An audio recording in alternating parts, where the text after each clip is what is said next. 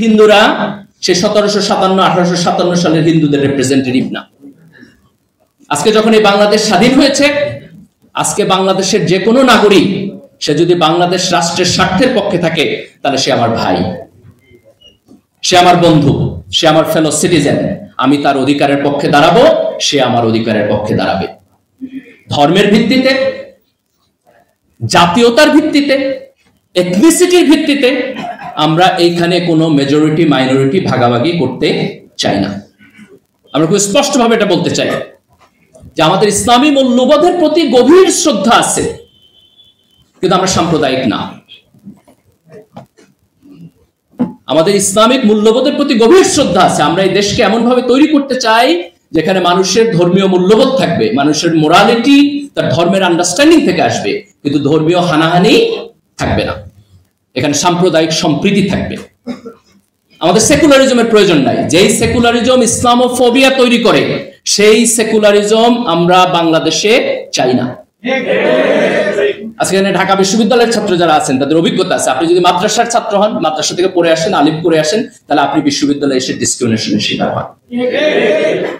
আমার পূর্বপুরুষরা এই কারণে মুক্তিযুদ্ধ করে নাই যে আমার দাড়ি থাকলে, টুপি থাকলে আমি বিশ্ববিদ্যালয়ে এসে ডিসক্রিমিনেশনের শিকার হব। আমাদের বিশ্ববিদ্যালয়ে কিছু কুলাঙ্গার শিক্ষক আছে, মাঝে মধ্যে তাদেরকে বলতে দেখবেন, বলে ঢাকা বিশ্ববিদ্যালয় মাদ্রাসা হয়ে গেছে। তো সুবহানাল্লাহ, আলহামদুলিল্লাহ, হইলে তো ভালো হয়েছে। তারা বিশ্ববিদ্যালয়ের ভর্তি পরীক্ষায় মাদ্রাসা থেকে আসলে তারা বলে যে ছাত্রকে নেওয়া হবে না। কি হয়েছে? সে মাদ্রাসায় পড়ে আসে নাই, হয় ইংরেজি ভালো পড়ে না, ইত্যাদি। আরে ভাই, তুমি তো ভর্তি পরীক্ষা নিতেছো। সে যদি ইনকম্পিটেন্ট হয় তাহলে তো তোমার ভর্তি পরীক্ষাই ফেল করবে। সে যদি ভর্তি পরীক্ষায় পাশ করেই আসে, তাহলে তার যোগ্যতা নিয়ে তো তোমার প্রশ্ন করার কোনো প্রয়োজন নেই। আমরা এমন একটা বিশ্ববিদ্যালয় চাই যেখানে বাঙালি মুসলমান কৃষকের সন্তানরা ডিসক্রিমিনেশনের শিকার হবে না।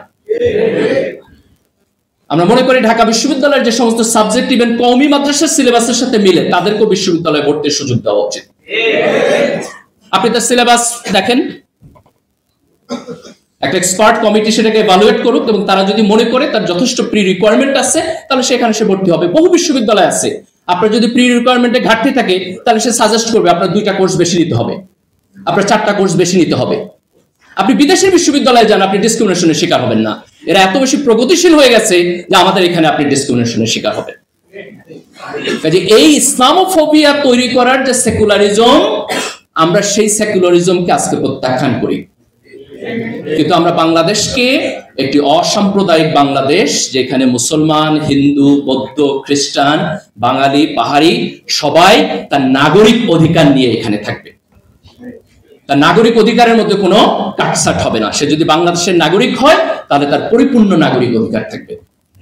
আজকে দেখেন, গত সরকারের সময় বিএনপি এবং জামাত, তাদের নেতা এবং কর্মীরা নির্যাতিত হয়েছে। আজকে যখন হাসিনা সরকারের পতন হয়েছে, আমরা মুক্তির আনন্দ বুঝতেছি। কিন্তু আপনি যদি সৎ হন আপনার অভিজ্ঞতার প্রতি, তাহলে আপনার দায়িত্ব হচ্ছে এই মুক্তির আনন্দ এই দেশের প্রত্যেকটি নাগরিকের জন্য নিশ্চিত করা। সে আপনার দলের হইতে পারে, সে আপনার দলের নাও হইতে পারে, ডাজন্ট ম্যাটার।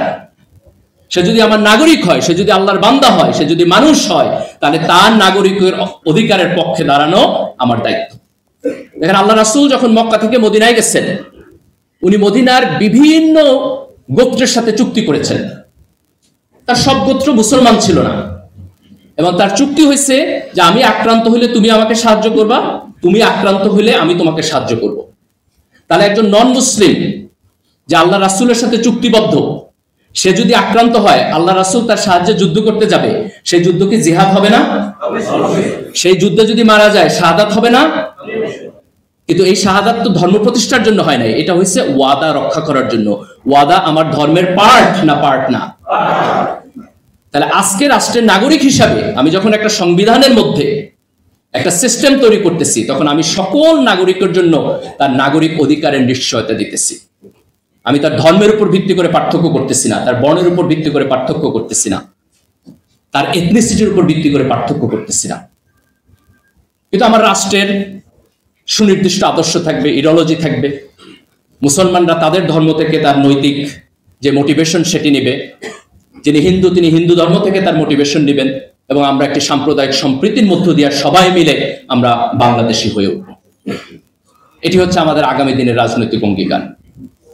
আজকে আমি ঢাকা বিশ্ববিদ্যালয় শিবিরকে খুব স্পেসিফিকলি ধন্যবাদ দিতে চাই।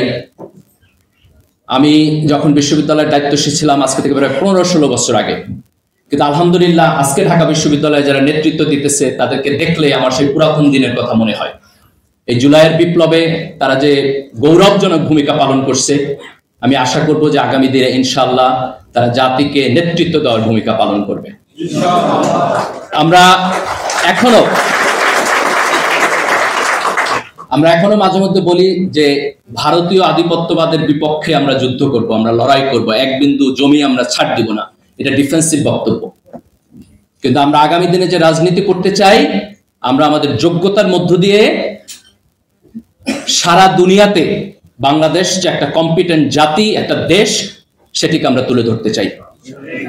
আমরা উপমহাদেশে নেতৃত্ব দিতে চাই। আমরা মায়ানমারের রোহিঙ্গাদের প্রবলেম সলভ করতে চাই। আমরা ভারতের মুসলমানদের অধিকারের পক্ষে দাঁড়াইতে চাই। আমরা ভারত এবং পাকিস্তানের মধ্যে নেগোসিয়েশন করতে চাই।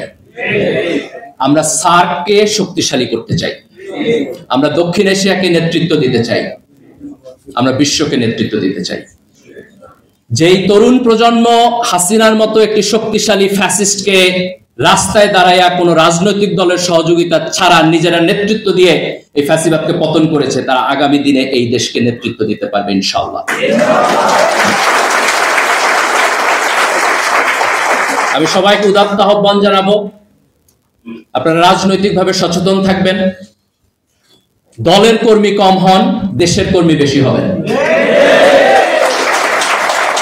আমাদের জাতীয় স্বার্থের প্রশ্নে কোনো কম্প্রোমাইজ আমরা করব না। এই দেশের ভবিষ্যৎ এই দেশের তরুণদের হাতে।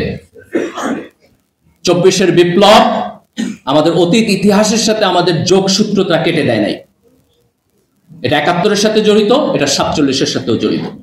আওয়ামী লীগ এই ইতিহাসকে মনোপলি করেছে, আজকে আমরা সেই মনোপলি থেকে এই দেশের ইতিহাসকে মুক্তি দিয়েছি। তো ইনশাআল্লাহ আমাদের যে সংগ্রাম, আমাদের যে ইনকিলাব, এটি চলবে। এই দেশের তরুণ প্রজন্ম আবার তার সংগ্রাম পরিচালনা করবে এবং ইনশাআল্লাহ আমরা বাংলাদেশকে একটি শক্তিশালী গণতান্ত্রিক রাষ্ট্র হিসাবে বিশ্বের বুকে দাঁড় করাবো।